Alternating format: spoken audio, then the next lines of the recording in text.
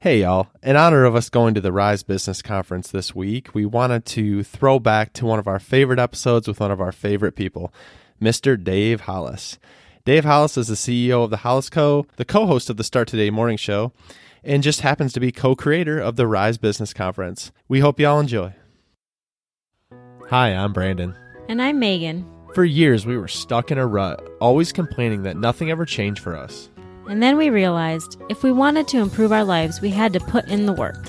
Each week on this podcast, we'll get into an aspect of personal growth, relationships, or just life. Through our own experiences and guest interviews, we hope to inspire you to make your own positive changes. Welcome to the Fools in Love podcast.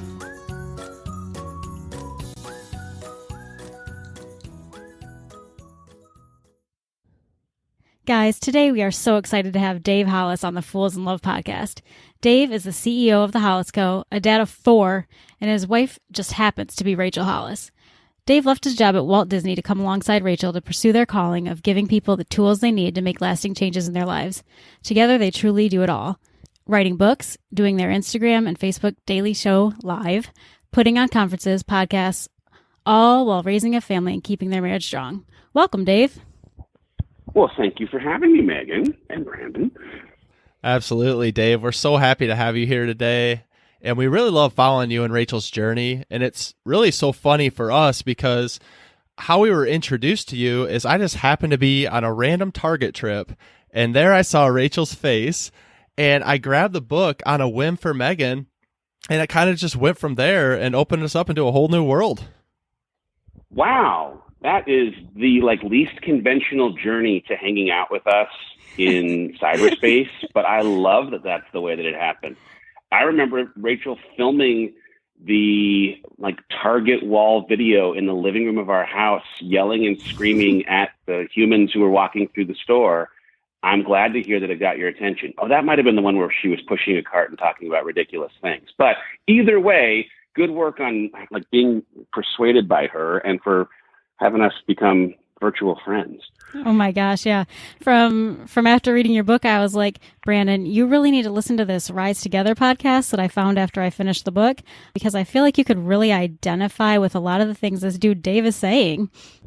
Here's the thing. I came out of an environment where one of my primary jobs was spinning anything that was happening into something that might from the outside be viewed optically as all great, totally fine, nothing to see here, as a person who was the Sunday correspondent for the company to the press, or the person who was trying to make the filmmaker feel good. And so to go from that, the muscle memory that I had to unlearn to be comfortable enough to talk about the stuff that we talk about on a podcast or getting up and doing the zany morning show thing we do, it's been weird in the very, very best way. But once you embrace the idea of owning the vulnerability that is, just a part of our every single day existence, it became kind of normal, and in a weird way ends up connecting people who also actually end up having some empathy or feeling the same kind of thing. So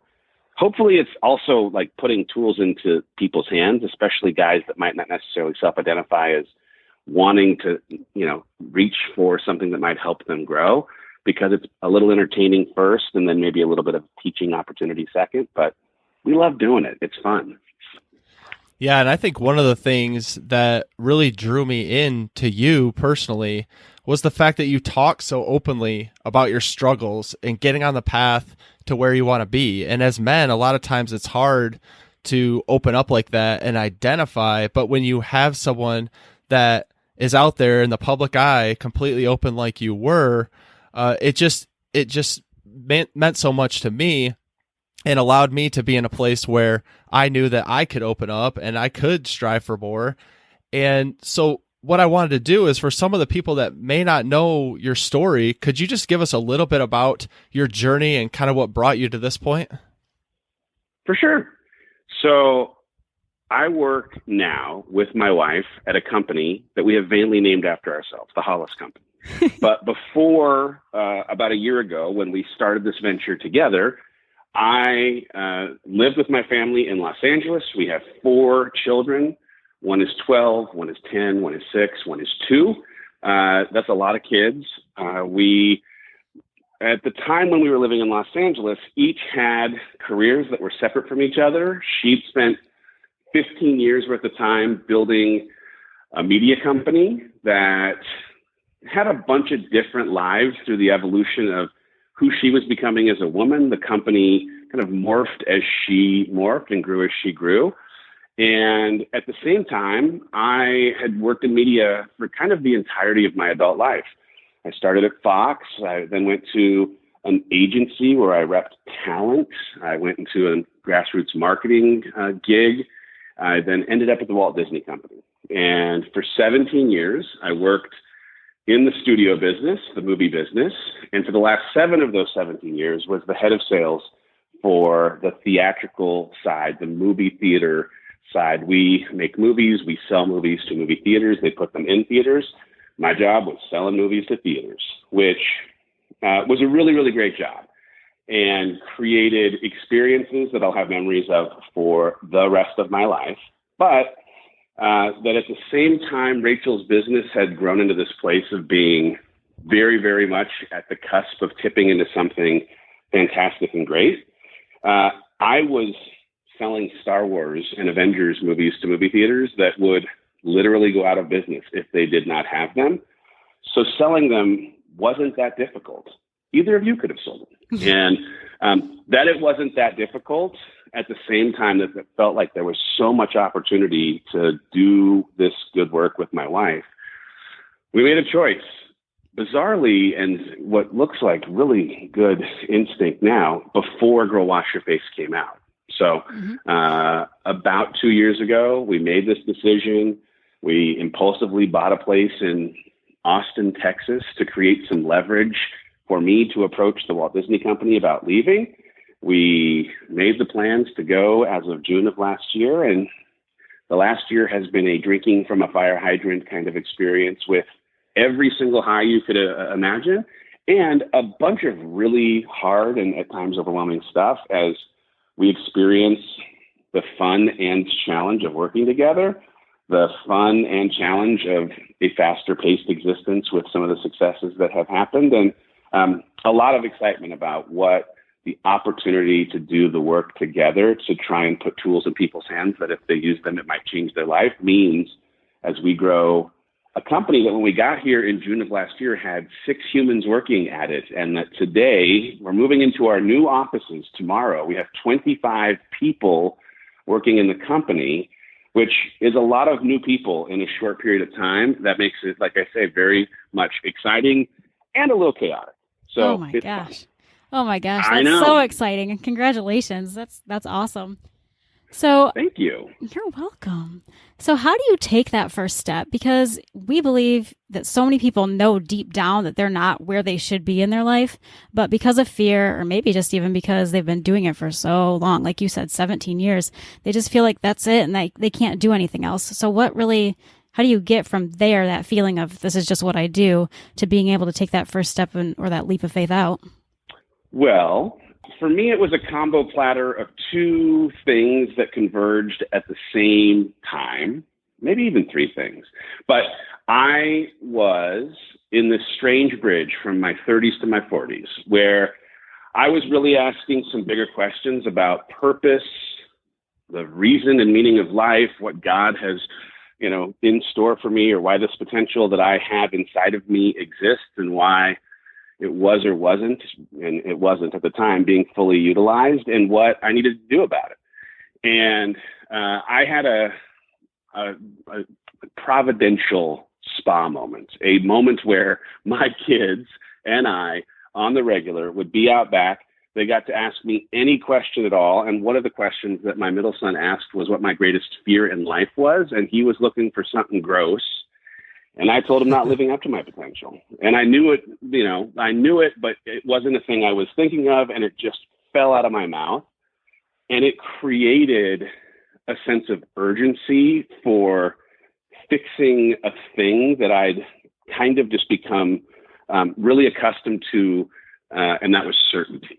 Like, I had grown up really believing that being a provider and having certainty and managing everyone else's and my expectations and Clinging to the things that I knew was the thing that I needed to do to be happy in life. And my decision to do that was coming at the expense of my ability to grow.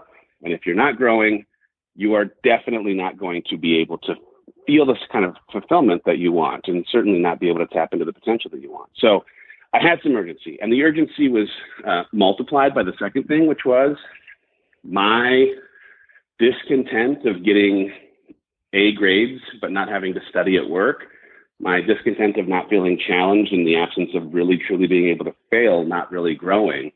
I was not showing up for my life in a way that I was proud of. I was not the husband that Rachel deserved. I was not the dad that my 4 kids deserved. I just was kind of in a rut. I was stuck. I was on that bridge having what I had made fun of, because I didn't think it existed, a midlife-ish kind of crisis. And the answer to unlock the challenge that I was looking for and the growth that I needed and the passion or the impact that would actually make meaningful the unleashing of the potential inside of me sat at the tipping point that existed in my wife's business. And so for me, it took that combo of getting myself to let go of the commodity I'd held closest in my life, certainty, for the appreciation that even if I were to push myself into an environment that was uncomfortable, that the discomfort would produce growth, and that growth was the only way that I could actually truly be fulfilled and use my potential. And it just so happened that one of the most prolific writers of our time, one of the most inspirational women to ever walk the earth, shared a room with me. And so we really started having a big conversation about going to do it. But I'm going to come back and answer the question now in the shortest way possible. For me, it took the leverage of seeing what staying on my existing path would mean for my life 10 years or 20 years in the future versus what it might look like to take the alternate path. And I imagined very specifically my 60th birthday party where my grown children were sitting around a table, raising glasses and individually toasting what they admired most about me. And in the version where I didn't take massive action to unlock potential and find fulfillment, it was not a fun party to sit around the table at. And so I used the leverage of that image to push myself into the discomfort that I needed to grow. Absolutely. Yeah. And I can identify honestly with all those things because that's one of the things, again, that made me, it's so easy to relate to you, Dave, because those are things that I had struggled with as well. And one of the highlights for me, and I'll preface this by saying I don't journal often. I know you guys have the Start Today journal, and I'll admit I don't journal often enough. But I will say that one of the things that stuck out to me is I read a journal that I had written, a journal entry from 3 years ago. And then I read the most recent journal entry I had done. This was like at the end of last year. And I was writing the same things. I was writing the same things and I was struggling with the same challenges. And it's because I didn't put myself out there. I didn't challenge myself. I didn't lean into the discomfort, as you said. And because of that, you live in a level of comfort. And I think we're all guilty of this. But until you're willing to push yourself out of that, things aren't going to happen. Because one of the things that I think so many people struggle with is they're doing all of these different things, but they're not ever changing the patterns of those things. And so they just continue to do the same thing over and over again and expect a different result. And of course, we know how that goes. Now, one of my personal struggles with that is as I'm leaning into these new things and these new challenges, obviously you're not comfortable. So that brings up a lot of struggles and it brings up a lot of insecurities. So how do you personally overcome insecurities when things pop up along the way? Because obviously I know from being at Disney to transferring over to Hollis Co, there's a lot of new things that you're stepping into. Oh, yeah. Well, one, like finding a way to make normal the fact that the insecurity is going to happen. It's not will it happen or could it happen? It's going to happen. The idea of imposter syndrome, that you're going to be found out for not being good enough or not qualified enough or not the right fit for this thing that's new that you don't have as much expertise in, is not reserved for just people that are, mediocre and below. some of the most prolific contributors in the world. If you search imposter syndrome, you'll find some of the biggest names in the history of time who confess to having felt these very same things. So it's normal. First, start there. Second, for me, I know that I have habits that I have usually gone to when insecurity has shown up in my life, that if I don't replace a trigger shows up and it provokes some kind of response that gives me some kind of feeling. If that response is for me, if it's healthy, if it keeps me from spinning or finding myself, stacking my insecurity on top of each other, look out. I'm going down. It's not good. And so I've had to become, and with Rachel, frankly, we've had to become really, really intentional about our habits. We have a very consistent morning routine. We work out, move our body, go on a run, do something that shows us that we can be physically strong every single day. If you can be physically strong every single day, you train your brain that you can also be mentally strong every single day. We commit to how we eat. We commit to how much water we're drinking. And for me, I have had as vices when things get really crazy, things like grabbing a drink too many or 4 drinks too many. So in seasons where I know I'm going into something that's going to particularly work on something that I get insecure about or become potentially overwhelming, I have to just not drink at all. I am in a season right now of not drinking at all because I know myself too well, because I have an addictive personality and I get in my own way by trying to mute the stuff that feels uncomfortable.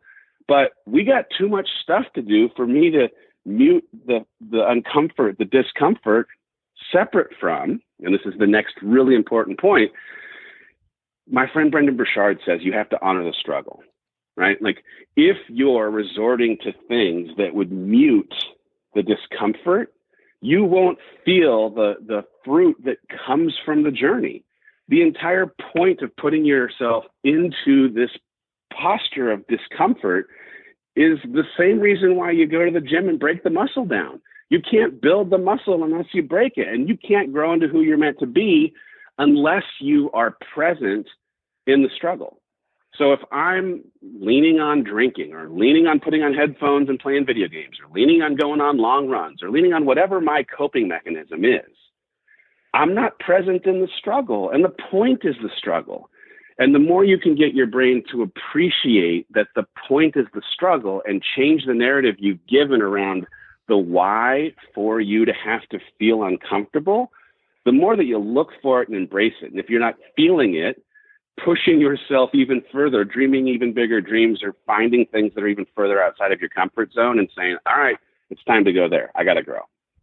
Yes. You mentioned the morning routine, and we basically started implementing our own morning routine, I would say less than a year ago at this point, but it has been one of the single most influential parts of our journey so far, and it has made all the difference in the world. So we are very big supporters of the morning routine and getting yourself set up for success every single day. It's not fun every morning, though, no, right? I mean, no. You don't wake up every morning like, yes, 5 a.m., let's do this. Dave, I hate right? it.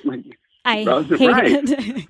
Every single day. Here's I'm like, the good why? news, because I hated it for so long, and then I started hating it less, and now I intermittently hate it, right? Like, there are just days. I had some stuff that I had to crush for a book deadline last night. I didn't get to go to bed until about midnight. We go to bed by 9 p.m. on the regular. So when 5 a.m. came this morning, I was like, oh, no, Satan. No.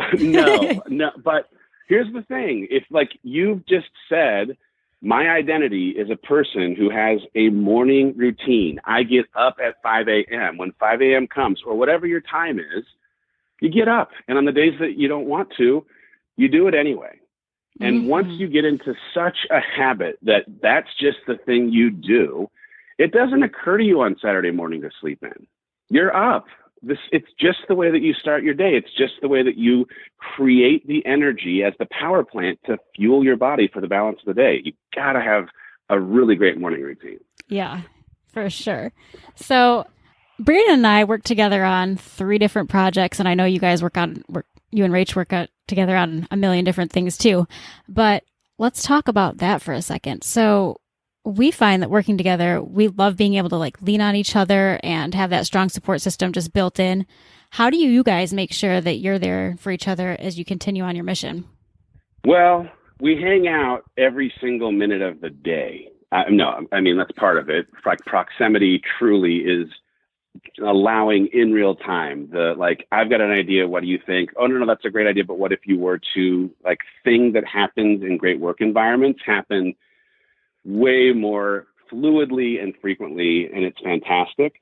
The thing though, that I think has been the secret to the success of how we work together is the unbelievable role clarity on who's doing what, so that the most likely thing that might derail our successfully working together, which is ego, has less of a chance of getting in the way. We're both high performers. We're both, I think, very confident in the ability that we have to add value to the work that we do. So if we don't have where my strengths can best be applied to this business, where her strengths can be best applied to this business, and work to stay in our lane, be supportive of her work in that lane, she of my work in mine. That's the thing that's been super helpful, because when we try to do the same job and we have differing opinions, the emotion that comes out of our love and personal relationship outside of work hours sometimes creeps into the objectivity you're hoping for in making the best business decision. I mean, I hear what you're saying, and we work together. We just can't identify with any of that, Dave, I tell you. But yeah. Here's the thing. I'll say it, though. I'll admit it. The year or so that we have worked together every day, it's been one of the best years of our 15 years of being married. It's been one of the hardest years of our 15 years of being married, because especially in what maybe is a less traditional business partnership, she spent a decade and a half building something. It was all of her work that got us to the kind of success that we've seen in the last year. So the pride that she had as a female founder, as a CEO, that was a woman that built this thing that's become this thing, was now having to welcome me in a role that was going to take a title that she'd previously had and lead a team that she'd previously built.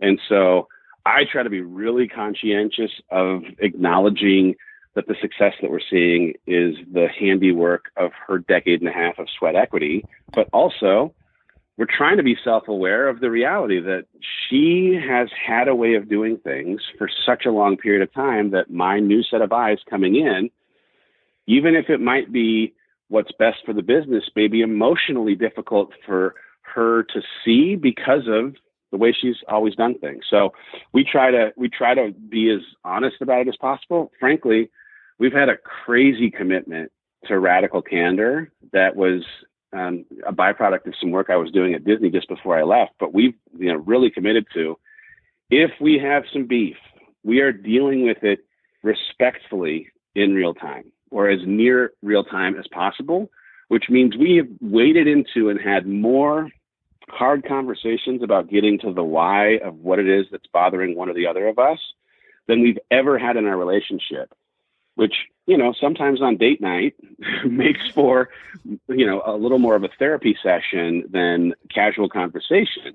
The product, though, has been that we're able to move faster and we're able to still want to make out, and we love each other, even on the days when we're frustrated or hard, because we're able to get past it faster. Right. Yep.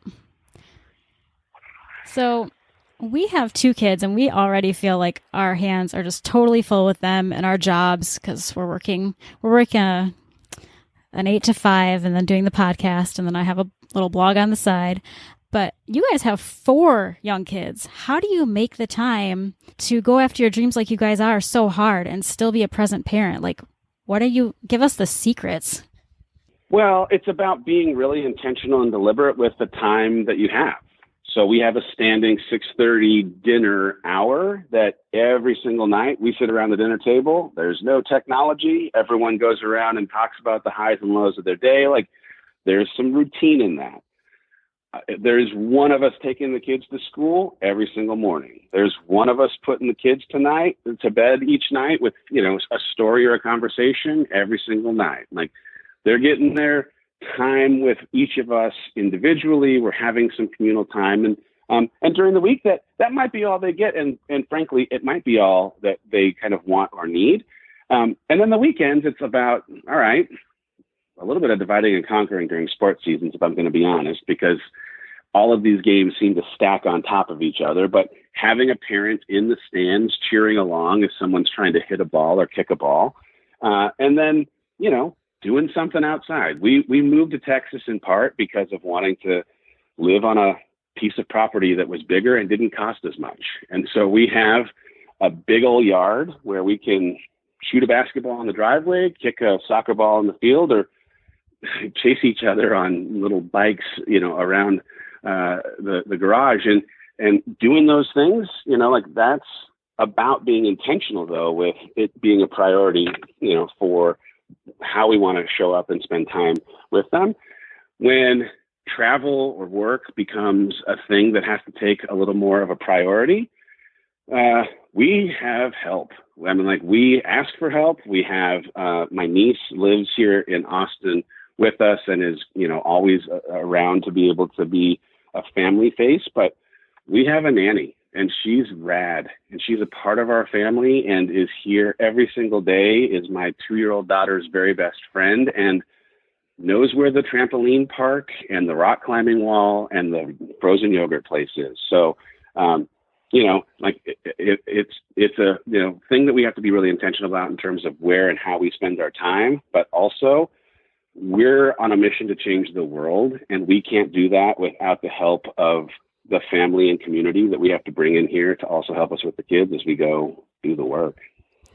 Yeah, absolutely. Just as a side note, I have to say that Noah Hollis is about one of the cutest kids I've ever seen. I can't say the cutest because, I have 2 kids and I can't go there, but I definitely have to preface it with that. But I think the struggle for a lot of people is asking for that help, because obviously I think a lot of times we use that as an excuse. I know a lot of people use time as an excuse because it's something that we have a limited resource of, but it's all in where you put your time. And I really love how you and Rachel always discuss, first of all, steps and tools for how to find more time, but your own routine and everything that you guys go through in order to free up that time. And like you said, just being very intentional about where that time needs to be, because as you said, you're on a mission to change the world.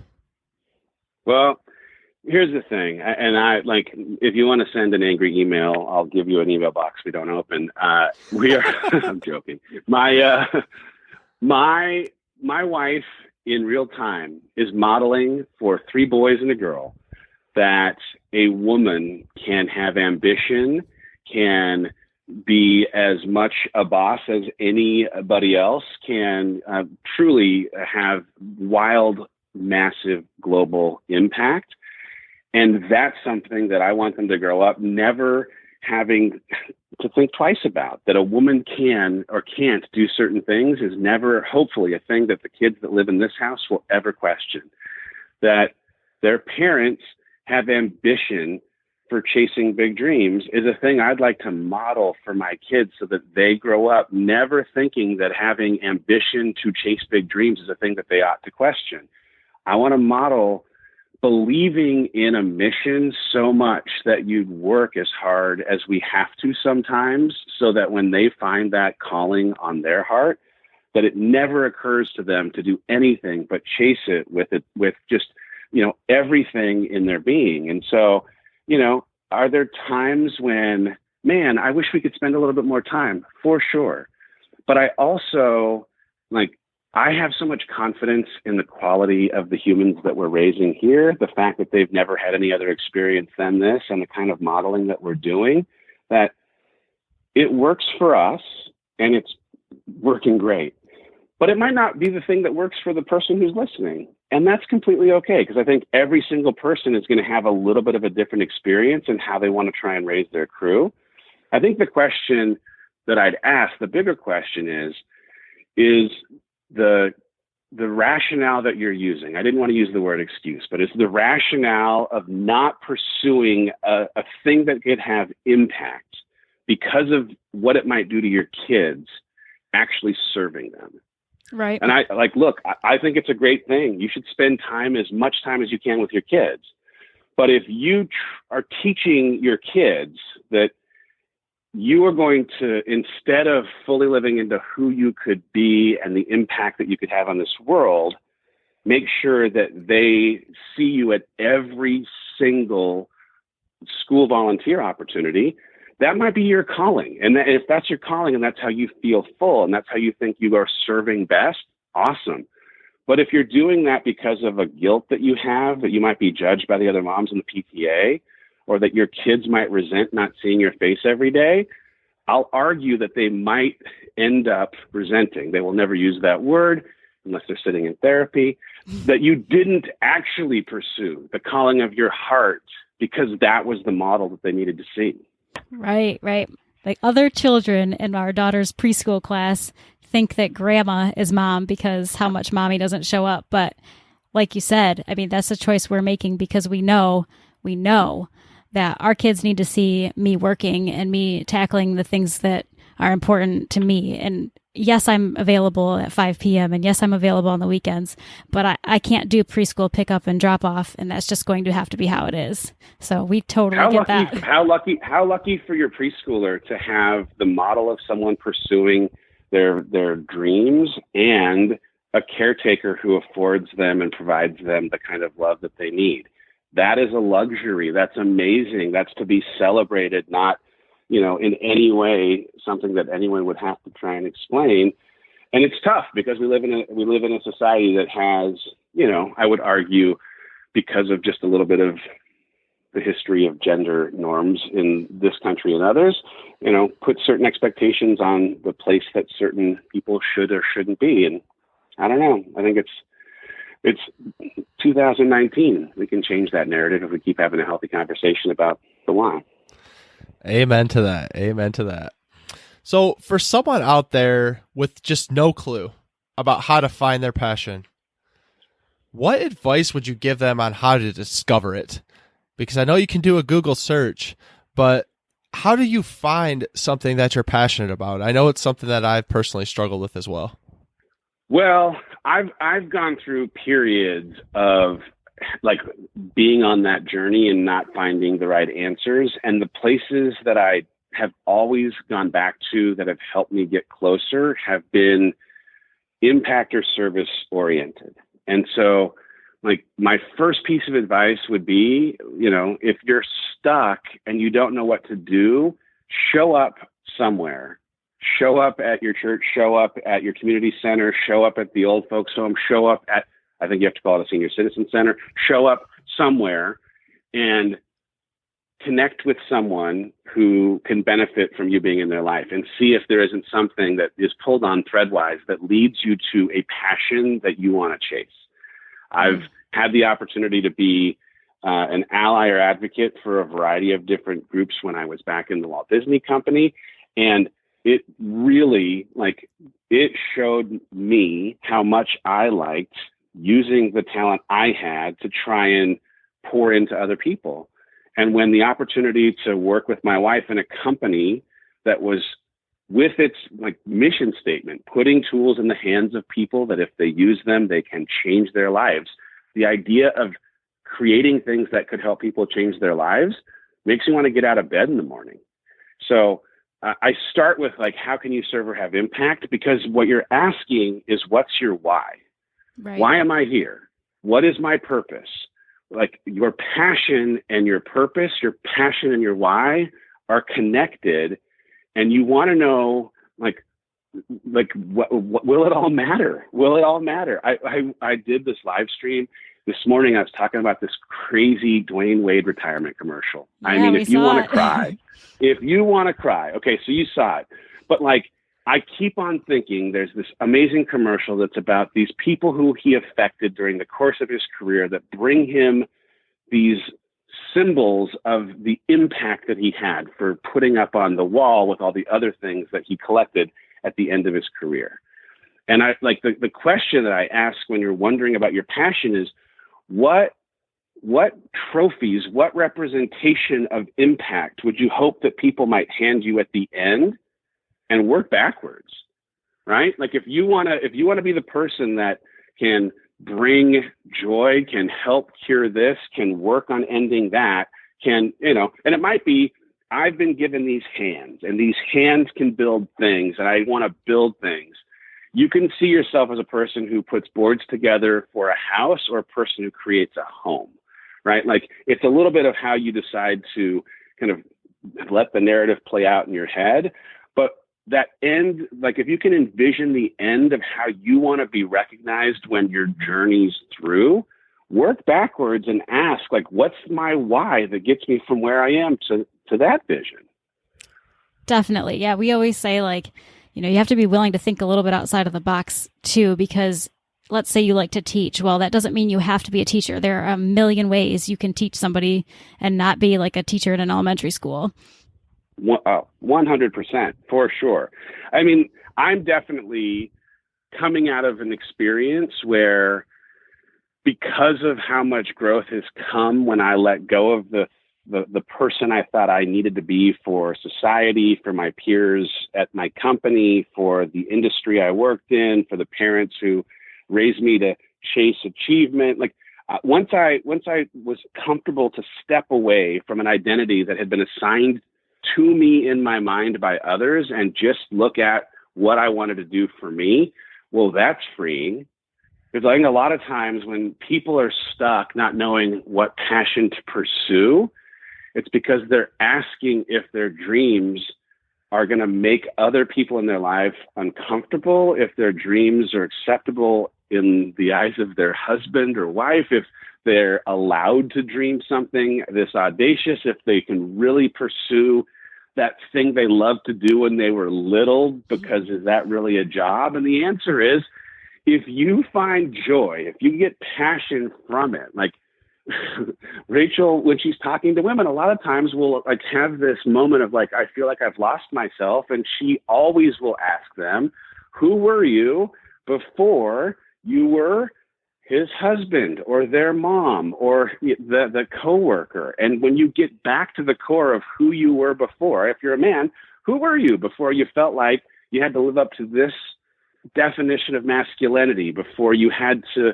like do these things to be a good man? Who were you before that guy? Yeah, that's if deep. That guy was a guy that was crazy into sports, who woke up every day looking for a newspaper when he used to have to look for a newspaper to see a box score, then start picking around that area that you used to get up and get so excited about. And that's, it's not going to be, like, oh, snap your fingers, I'm going to go be this thing. But at least it's going to like hopefully lead to a trail of breadcrumbs that makes answering the question a thing that you can get closer to, in a day-by-day kind of fashion. Right. Yeah, I bet those women sitting in those conferences or with Rach have a little bit of work to do when they're trying to think back to who they were before all that. Because I know for me, I've been a wife or at least a partner for so long and a worker for so long. You have to think back, like who really am I before I was all these things. So that'd be a challenge to have to think through all that. That's crazy. And Brandon's just been a man. Yep. The whole time. Definitely wouldn't go there.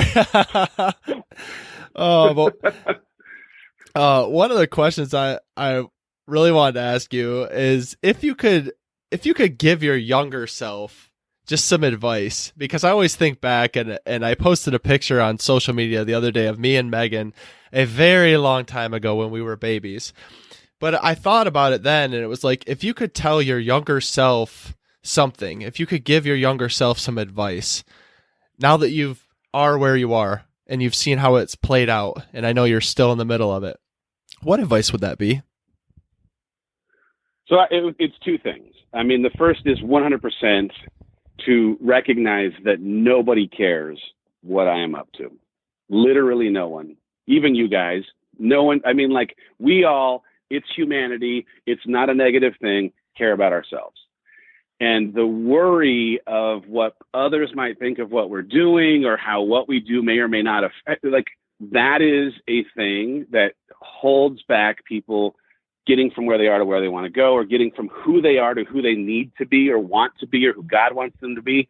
That is it. Like I left a company that I had put so much identity in and gave so much power to. Like my leaving was a thing that we talked about years before I left, but I didn't because of what they might think. And I've been gone for a year, and I'm connected to a couple of people that are, more than a couple of people that I'm like really had great friendships with, but none of them, all of the ones that I was worried about what they might think, are not and have not thought about me.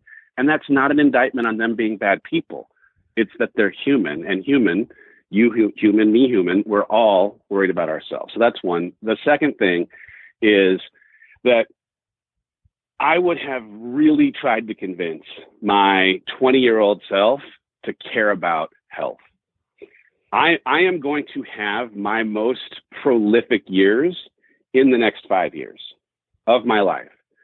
And I could have slid that back to 25 to 30 or 20 to 25 if I'd been disciplined with my morning routine, if I'd been disciplined about working out, if I'd been disciplined about putting food in my body that blessed it didn't come from Taco Bell or wherever. I took for granted that I was going to live forever. I mean, I took for granted that's not even a real thing. I just believed I was. And so I didn't act as though there was a preciousness with time and a consideration for this correlation between the way you set your body up for helping you succeed and not. And so I'm going to be in the best shape of my life over the next 5 years.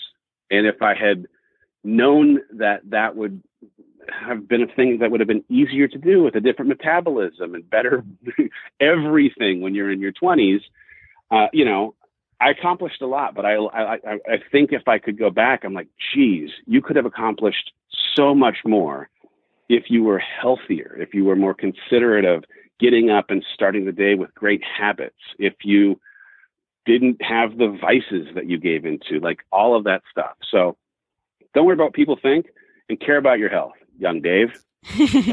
Yes, we're still in the learning stages of the nutrition part of that. We have the workout part mostly down, but nutrition, like you said, that Taco Bell, it just gets you. It's so hard to deny it. But we're hardcore now. I mean, honestly, the food and the drink thing, that game has come and gone. And the only thing that allows it to be something that becomes normal is frequency. Like we've just been, there's just such a tie. Like if we have a date night and we go and eat something that's not on our regular diet, we're slugs the next day. We don't want to get up and work out the next day. We're not as productive in meetings the next day. We can't have as good a podcast the next day or as good a whatever it might be. And so it's a little bit of a trade-off, but once you get into it, like anything, you can train yourself to do literally anything. It just takes commitment and time. Yep, exactly. So one of the things you mentioned, you said you're about to enter your most prolific next 5 years. Let's talk about the next year. What are you most looking forward to in this coming year? Well, I have turned in and will be releasing a book. And so I'm personally, separate from the company, separate from Rachel Hollis, separate from the humans that I am helping raise, I am personally most excited about that because it's terrifying. Because I'm in the book telling a lot of stories about the ways that I got in my way during the course of my adult lifetime, and am sharing stuff vulnerably that most people, let alone most men, don't, in the hopes that by talking openly about a whole bunch of stuff, it'll allow people to identify with it and have constructive conversations with the relationships that they care about in their life and chase their bigger, better self. So it comes out in March next year. I'm excited about it. I'm in the middle of edits. Today is literally an editing day. I got my first round back. There's a lot of red pen on this thing, but I'm excited about that. We have, on the company side, a lot of really great things coming in succession that keeps I mean, it keeps us up, but also like keeps us really, really excited. There's a couple of conferences that we have coming that have been announced, and a slew of them that have not. There's a new line of apparel that's coming out from QVC in a quick minute.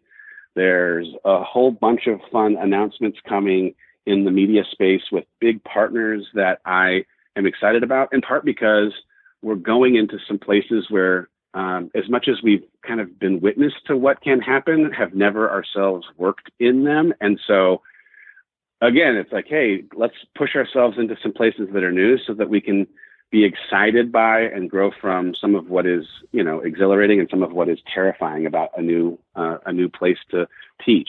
So it's going to be great. And then from like a family perspective, we're one more year into living now in Texas. We're more familiar with the area. We have a community of people that we are more connected to. We are, really like we have our stride now. And so coming out of what for us was a transition year, I'm excited about having a year where it just feels normal, where we're going to be able to fight a little bit more for routine and some tradition and some peace and Sabbath, like making sure that we're spending the kind of time enjoying this place that once we're out here, we're in holy sweats and WHOLLY, holy sweats. And I mean, they are also holy if I'm going to really be honest, but we want to relax. We want to just be able to like be here and be present and hang with the kids. So I look forward to that too. Well, I'm just going to speak for one individual man, myself. You already have my money for your book. I've heard you share some of the chapters on your morning show, and like I said, you already have one dude's money. So I just want to This is the only reason why I came on this show, if I'm going to be totally honest, was to sell one book. I'm doing it 48 minutes at a time. So mission accomplished. Perfect. Yeah, one of the things, and for those of you who don't know, Rachel and Dave have made a movie. It's on Netflix now. It's called Made for More. And I did watch it. Even though I'm a man, I did watch it, and I got a lot out of it. But one of the things that I loved is when Rachel says that you don't have to know someone for them to be your mentor. There's a whole section on how to find a mentor, and she says you don't have to know someone for them to be your mentor. And then she went on to talk about all of what she had learned from people that she's never met and that don't even know she exists. Well, Dave, I'm here to tell you that both Rachel and yourself are those mentors to us. Even though we've never met you in person, and now we're digital friends, you've inspired us to just be so much better, and we're very thankful for that. Oh man, that's so cool. I appreciate that. It's so true though. Like the mentors that we've had over the last decade, over the last 5 years for sure, were people that everybody knows the name of and that they did not know who we were. And it came through their books and their podcasts and their teaching. And some of them, bizarrely, are starting to become kind of virtual friends through the craziness of the internet. So I'm going to hold out hope that you'll keep on crushing, putting great content into the universe. And so will we. And yes, someday we'll be able to hang out together and say hello in real time, human form. Maybe in our holy sweatpants. There it is. Come on. Dave, thanks so much for being on today. We would definitely love to have you back once your new book comes out. You've been a lot of fun, so we appreciate that so much. Thank you, Dave. Right on, guys. For sure. I appreciate you having me. Keep doing good work. Hey, B, what did you think of that episode? I think it was pretty dang good. Well, what should someone do if they enjoyed these last 30 minutes? They should probably head over and leave us a review so we can reach more people. They definitely should. Guys, if you like the Fools in Love podcast, please go follow us over on Instagram at Fools in Love Podcast. We'd love to connect with you and learn more about what you'd like to hear.